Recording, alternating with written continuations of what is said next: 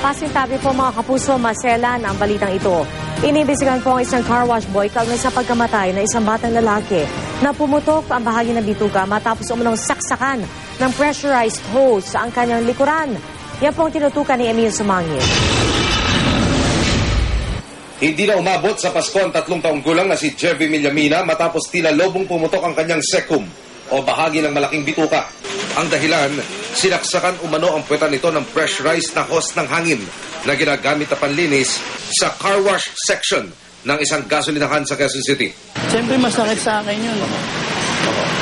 May panawagan ako sa pulis para sa investigasyon. Hindi ko alam kung ano gagawin ko ngayon. Sa ngayon ay iniimbestigahan na ng Quezon City Police kung paano iyon sinapit ng bata. Kung disgrasya ba ito o may sadyang naglagay ng hose sa kanya. Sa kuha naman ng CCTV ng gas station na makikita ang car wash boy ng gasolinahan habang naglilinis ng sasakyan. Hawak ang pressurized air hose. Maya-maya makikita sa video ang batang biktima na patakbong lalapit sa car wash boy. Hindi nakuha ng CCTV camera ang nangyari dahil natatakpan ng poste. Pero sunod na makikita sa video ang car wash boy na umalis at bumalik sa kanyang pwesto. Habang naiwan lang ang bata sa likuran ng poste.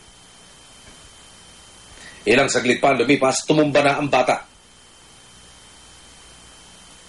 Nagkagulo na at binitbit ang biktima patungo sa pagamutan.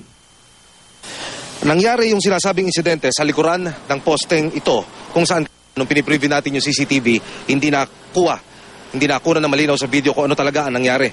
May 4 na akbang sa aking kaliwa sa likuran ng pader na ito. Dito naman natutulog ang bata. Walang sariling tirahan at naglalatag lamang sa kada sasapit ng gabi.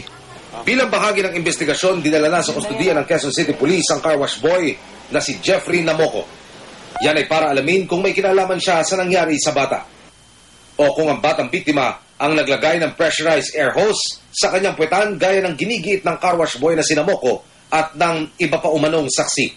Nangako naman ang gasoline station management na makikipagtulungan sa investigasyon. Emil Sumangil, Tutok, 24 oras.